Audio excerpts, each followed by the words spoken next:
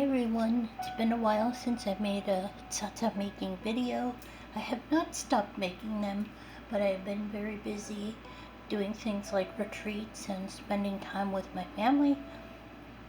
I decided to go back to that air dry clay I showed you before. This is a Tsa Tsa I just made earlier today. And it's not the right color, but there's a reason for this. I was at a store that is kind of far away from home. So I thought, okay, I'm just going to go back to the air dry clay. If you're shopping in the store, pay attention. I thought I got white and I ended up with red. I didn't even know they made red. Okay? And I'm learning as I go along. I realize this says pate on it, which is paste. And I noticed some people calling things paste, and I understand, and I have understood that clay really should have some earth element in it. But it's very common here in the United States to call this what it says on here, which is air dry clay. And the stuff that I've been making at home on my own that I really love working with, it's the same thing with that. Although there is no earth material in it, it is still considered air dry clay. So let me open this. I want to show you this on here. And the store is too far away for me to take it back. So now I feel like I need to have the mold for a deity that is red, like Vajra Yogini. See how it's actually very pretty. But when you think about it, you don't have to put any coloring in it if you're making the red deity. And I've gone back to some of the older methods because I've changed to using this. So, and this is for demonstration only. This does not have any blessed materials or consecration in it. And I like the air dry clay now because this is making a more substantial Tsa Tsa. You see it stands up easily. This one is not dry. The back is fairly decent how it is without there needing to be a lot of sanding or anything like that. So I've already taken some of this clay and worked with it and formed it in the basic shape. And I do have some tools here. This I cannot use. I thought I had a rubber mallet. This is not rubber. This is some kind of stone. So this is actually very old. I cannot use that. But I plan on showing you what I did. That was just my chair moving. So I did oil the mold. Where did my... Okay. Can you see? I did oil it. And I've been using either essential oil because it makes this like an aromatherapy experience, or that paper method that I've shown in other videos. So, and with this, I have found there's no need to take some of the oil out.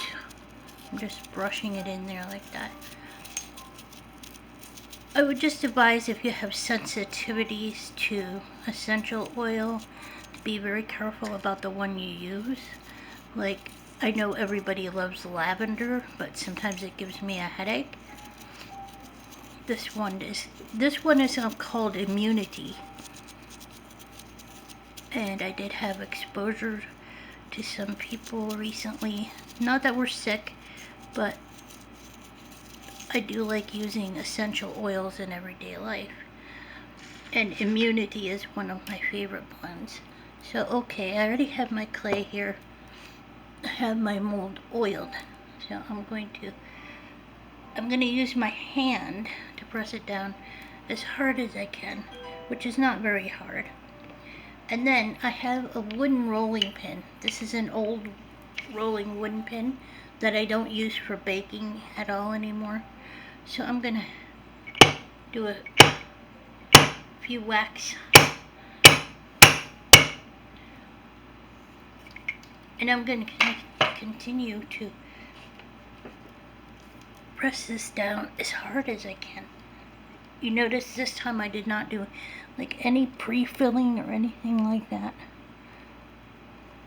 And some of it's actually breaking off on its own. Then I have a clay cutting tool. Can you see that? And I'm using that. Actually, this clay cutting tool works better without that rubber handle on it. You have to be careful with this. So I took the handle off, and that's what you have. Maybe it's not even supposed to be used with that on there. So this gives a pretty clean cut. And I'm going to lift this up to see if it's going to, I'm going to wiggle it to see if it's going to come out. See if I oiled the mold enough.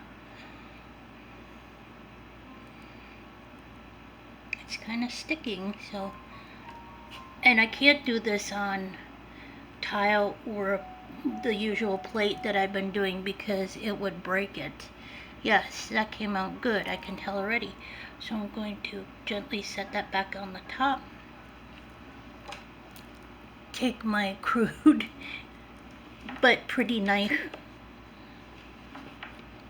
and I'm going to clean up all these edges right here, right now. But that's going to involve me turning all this stuff around.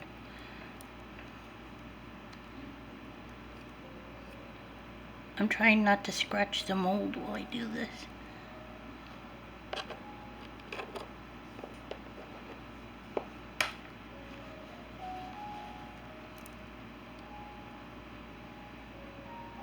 I hope it's still on the camera. The camera's on a tripod, so I can't really see what you're seeing on this video. But this is just going to be to get some of that away. And then I'm going to continue to actually work to remove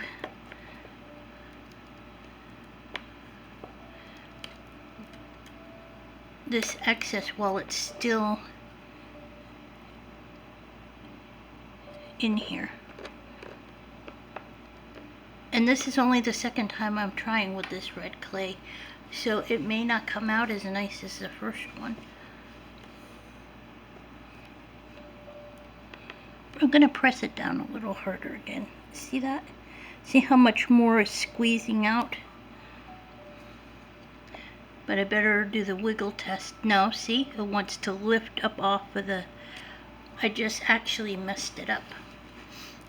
I should have left it alone.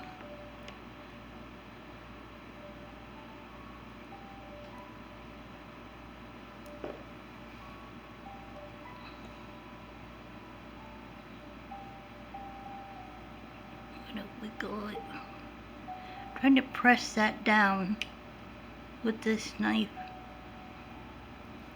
I may have to start it over because all this pulling is going to, that's one other thing I don't think people realize will distort the detail, is if you have to wiggle too much to get it out of the mold.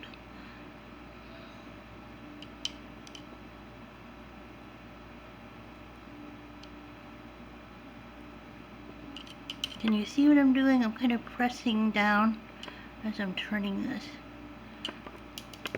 Aha, I shook it out. Okay, so I shook it out. Did you see how that worked? And now I'm going to...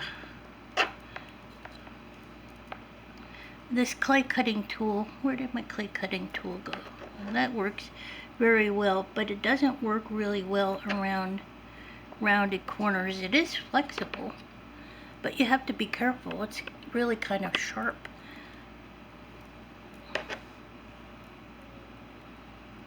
This smells so good. And when I do put blessed substances in this, it's usually blessed song.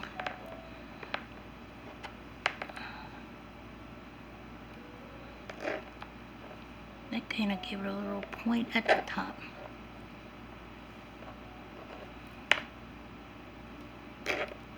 And these are by no means perfect.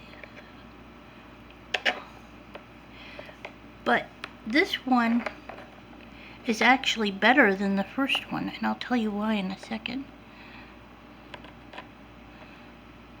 You can also go around with this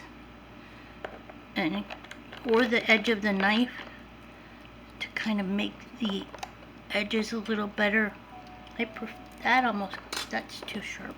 I must prefer to go around, and I'm moving the camera by accident. Prefer to go around with the edges of the knife and kind of see how nice that bottom is.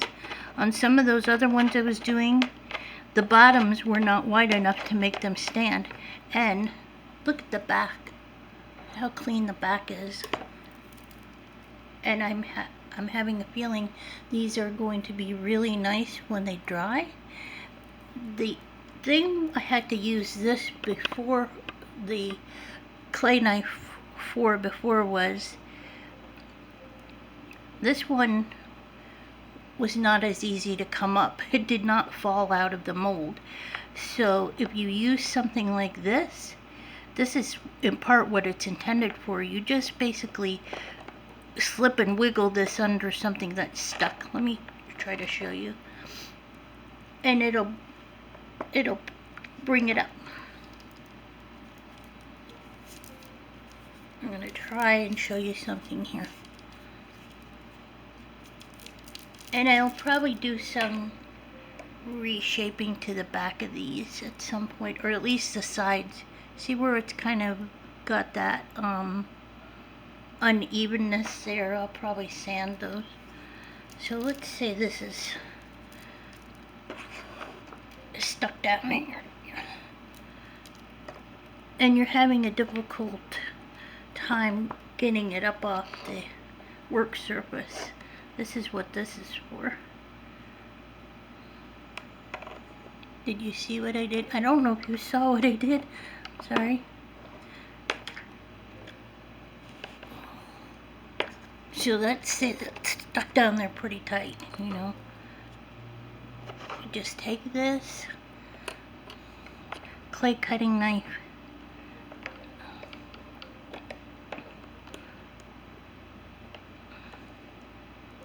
and sometimes you have to go all the way under to get it to come up. But see, it comes up with little to no distortion to the back. So if you have any questions, let me know. I'm going to have to get more of this in the white. Maybe it comes in a wide variety of colors that I don't know about. I've just never seen it in red before. But we are getting close to the holidays, so I'm thinking that it's probably available in red and maybe even green, because people are probably wanting to make ornaments.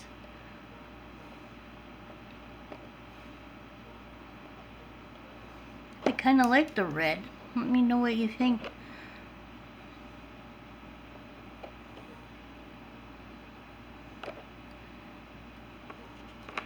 And it will color your hands, but it washes off very easily. It's the inside of the mold. It's clean, fairly clean on the inside, just sticky around the edges. Okay, everyone, if you have any questions, feel free to ask me. Enjoy. Have a good afternoon, a good evening, a good morning, a good night, good whatever, wherever you may be.